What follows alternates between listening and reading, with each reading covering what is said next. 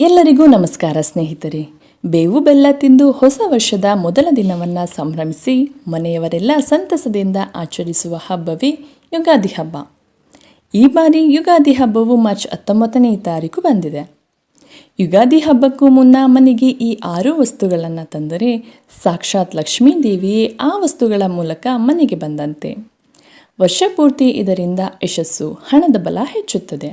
ಯುಗಾದಿ ಸಮಯದಲ್ಲಿ ಈ 6 ವಸ್ತುಗಳನ್ನು ತಂದು ನಿಮ್ಮ ಮನೆಯ ದೇವರ ಕೋಣೆಯಲ್ಲಿಟ್ಟರೆ ಮನೆಯಲ್ಲಿ ಎಲ್ಲ ನೆಗೆಟಿವ್ ಶಕ್ತಿಗಳು ದೂರವಾಗಿ ಸದಾ ಮನೆಗೆ ದೇವರ ಅನುಗ್ರಹ ಇರುತ್ತದೆ. 1. ಯುಗಾದಿ ಹಬ್ಬದ ಒಳಗೆ ಮನೆಗೆ ಗೋಮಾತೆಯ ಚಿಕ್ಕ ವಿಗ್ರಹವನ್ನು ತಂದಿಡಬೇಕು. ಏಕೆಂದರೆ ಗೋಮಾತೆಯು ಸಕಲ ದೇವತೆಗಳನ್ನು ಹೊಂದಿದ್ದಾಳೆ. ವರ್ಷದ ಮೊದಲ ದಿನ ಯುಗಾದಿಯಂದು ಎಲ್ಲ ದೇವಾನುದೇವತೆಗಳನ್ನು ದೇವರುಗಳನ್ನು ಒಂದೇ ಸಲ ಪೂಜೆ ಮಾಡಿದ ಫಲ ಸಿಗಬೇಕೆಂದರೆ ಗೋಮಾತೆಯನ್ನು ಪೂಜಿಸಿದರೆ ಸಾಕು.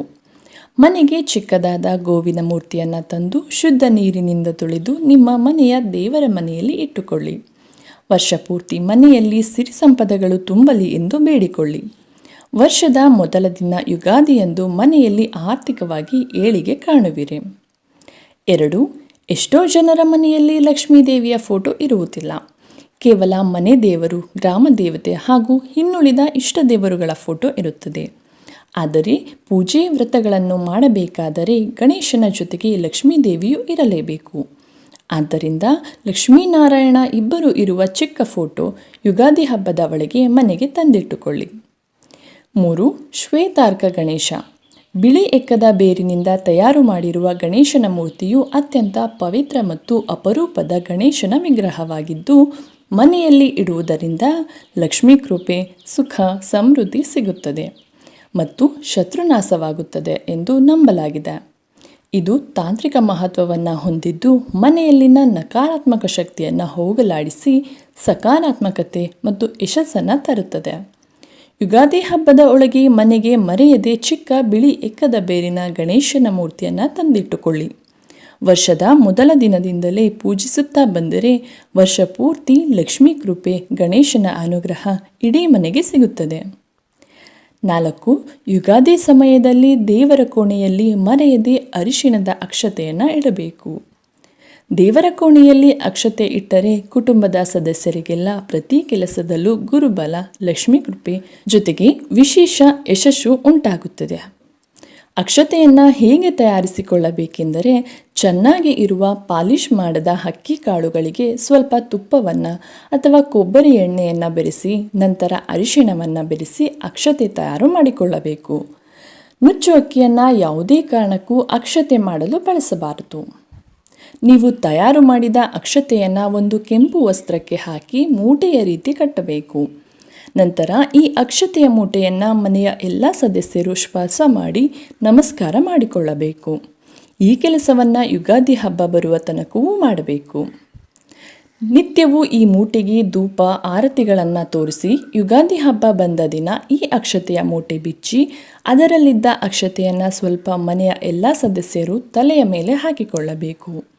ಉಳಿದ ಅಕ್ಷತೆಯನ್ನು ಒಂದು ಡಬ್ಬಿಯಲ್ಲಿ ಹಾಕಿ ದೇವರ ಕೋಣೆಯಲ್ಲಿ ಅಥವಾ ಬೀರುವಿನಲ್ಲಿ ಇಟ್ಟು ಮುಖ್ಯವಾದ ದಿನಗಳಂದು ಮನೆಯಿಂದ ಹೊರ ಹೋಗುವಾಗ ತಲೆಯ ಮೇಲೆ ಸ್ವಲ್ಪ ಅಕ್ಷತೆ ಹಾಕಿಕೊಂಡು ಹೋಗಬೇಕು.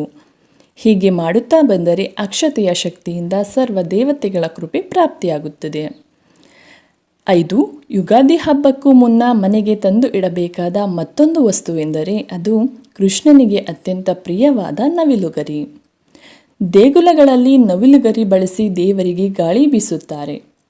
ಈ ವಿಶೇಷ ವಸ್ತುವನ್ನು ಮನೆಯಲ್ಲಿ ಇಡುವುದರಿಂದ ಮನೆಯಲ್ಲಿನ ಎಲ್ಲ ನೆಗೆಟಿವ್ ಶಕ್ತಿ ಹೊರಹೋಗುತ್ತದೆ. ಮನೆಯಲ್ಲಿರುವ ದೇವರ ವಿಗ್ರಹ, ಫೋಟೋಗಳಿಗೆ ನಿತ್ಯವೂ ಸಮಯ ತೆಗೆದುಕೊಂಡು ಪೂಜೆಯ ಬಳಿಕ ನಿಧಾನವಾಗಿ ಗಾಳಿ ಬೀಸಬೇಕು. ಇದರಿಂದ ವಿಶೇಷ ಪುಣ್ಯ ಫಲಗಳು ಲಭಿಸುತ್ತದೆ. ನಿಮಗಿರುವ ಆರ್ಥಿಕ ಸಮಸ್ಯೆಗಳು ಬೇಗನೆ ದೂರವಾಗುತ್ತದೆ. ಸ್ವತಃ ನಾವೇ ದೇವರ ಸೇವೆ ಮಾಡಿದ ಪುಣ್ಯ ಪ್ರಾಪ್ತಿಯಾಗುತ್ತದೆ. 6.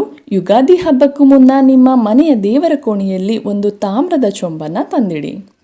ಈಗಾಗಲೇ ತಾಮ್ರದ ಚೊಂಬಿದ್ದರೆ ಅದಕ್ಕೆ ನಿತ್ಯವೂ ನೀರನ್ನು ತುಂಬಿಸಿ ದೇವರ ಕೋಣೆಯಲ್ಲಿ ಇಡಿ. ಆ ಚೊಂಬಿಗೆ ಅರಿಶಿಣ ಕುಂಕುಮ ಹಚ್ಚಿ ಸ್ವಸ್ತಿಕ್ ಚಿಹ್ನೆಯನ್ನು ಬರೆದು ನೀರನ್ನು ತುಂಬಿಸಿ ದೇವರ ಮುಂದಿಡಬೇಕು. ಹೀಗೆ ಮಾಡಿದರೆ ಸಕಲ ದೇವತೆಗಳ ಅನುಗ್ರಹ ಆ ಮನೆಯ ಮಂದಿಗೆಲ್ಲ ಪ್ರಾಪ್ತಿಯಾಗುತ್ತದೆ. ಶುದ್ಧ ಜಲ ಅಭಿವೃದ್ಧಿ ಹಾಗೂ ಶಾಂತಿಯ ಸಂಕೇತವಾಗಿದೆ.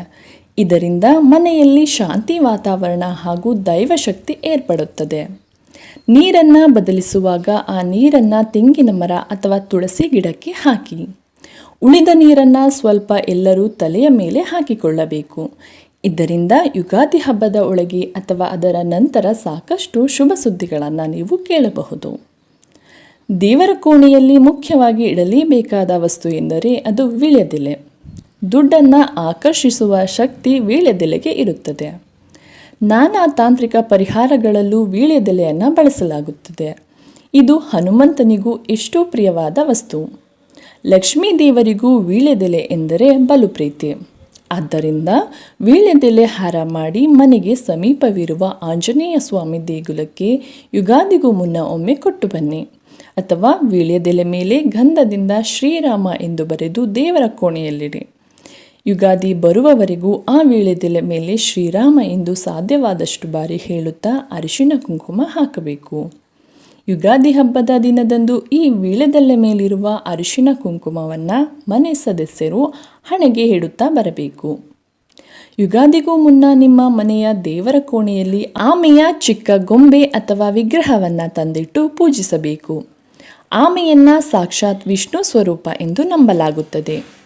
ಲಕ್ಷ್ಮೀ ದೇವಿ ಜೊತೆಗೆ ವಿಷ್ಣು ದೇವರ ಪರಿಪೂರ್ಣ ಅನುಗ್ರಹಕ್ಕೆ ತಪ್ಪದೆ ಯುಗಾದಿಗೂ ಮುನ್ನ ಮನೆಗೆ ತಂದು ಸ್ವಲ್ಪ ಸಮಯ ಹಾಲಿನಲ್ಲಿ ನೆನೆಸಿಡಬೇಕು. ಶುದ್ಧ ಜಲದಿಂದ ತೊಳೆದು ಬಟ್ಟೆಯಲ್ಲಿ ಒರೆಸಿ ಗಂಧ ಕುಂಕುಮದ ಬೊಟ್ಟನ್ನು ಇಟ್ಟು ಉತ್ತರ ದಿಕ್ಕಿನಲ್ಲಿ ಆಮೆಯ ವಿಗ್ರಹವನ್ನು ಇಡಬೇಕು. ನಿತ್ಯವೂ ಪೂಜಿಸುತ್ತಾ ಧೂಪವನ್ನು ತೋರಿಸಿ. ಇದರಿಂದ ಮನೆಗೆ ಧನಾಕರ್ಷಣೆ ಶಕ್ತಿ ಉಂಟಾಗಿ ಸರ್ವ ಕಾರ್ಯದಲ್ಲೂ ಶುಭ ಫಲಗಳನ್ನು ನೋಡುವಿರಿ. ಈ ವಸ್ತುಗಳ ಜೊತೆಗೆ ಯುಗಾದಿ ದಿನದಂದು ಮನೆಗೆ ಸಾಧ್ಯವಾದರೆ ಶಕ್ತಿಗೆ ಅನುಸಾರ ಬಂಗಾರ, ಬೆಳ್ಳಿ, ನೂತನ ವಸ್ತ್ರಗಳನ್ನು ಕೂಡ ಖರೀದಿ ಮಾಡಿ ತರಬಹುದು. ಹೊಸ ಪೊರಕೆ, ವಿದ್ಯೆಗೆ ಬೇಕಾದ ಪುಸ್ತಕ, ಲೇಖನಿಗಳನ್ನು ಕೂಡ ತರಬಹುದು. ದೇವರ ಕೋಣೆಯಲ್ಲಿ ಇಡಲು ಲಕ್ಷ್ಮೀ ದೇವಿಗಾಗಿ ರವಿಕೆ ಬಟ್ಟೆಯನ್ನು ಮನೆಗೆ ತರಬಹುದು. ಯಾವುದೇ ಕಾರಣಕ್ಕೂ ಕಬ್ಬಿಣದ ವಸ್ತುಗಳನ್ನು, ಸ್ಟೀಲ್ ವಸ್ತುಗಳನ್ನು ಈ ದಿನ ಮನೆಗೆ ತರಬೇಡಿ. ನಾವು ತಿಳಿಸಿದ ಮಂಗಳಕರ ವಸ್ತುಗಳಲ್ಲಿ ಯಾವುದಾದರೂ 2 ರಿಂದ 3 ವಸ್ತುಗಳನ್ನಾದರೂ ಮನೆಗೆ ತಂದು ಹೇಳಿಕೊಟ್ಟ ನಿಯಮ ಪಾಲಿಸಿ. ಇದರಿಂದ ವರ್ಷಪೂರ ಸರ್ವ ಯಶಸ್ಸು, ಹಣದ ಲಾಭಗಳನ್ನು ನೀವು ನೋಡುವಿರಿ. ಈ ಮಾಹಿತಿ ನಿಮಗೆ ಇಷ್ಟವಾಗಿದ್ದರೆ ತಪ್ಪದೆ ವಿಡಿಯೋಗೆ ಒಂದು ಲೈಕ್ ಕೊಡಿ. ಹಾಗೆ ನಮ್ಮ ಜಾಯಿನ್ ಟು ಸಕ್ಸಸ್ ಯೂಟ್ಯೂಬ್ ಚಾನಲ್ನ ಸಬ್ಸ್ಕ್ರೈಬ್ ಮಾಡ್ಕೊಳ್ಳಿ.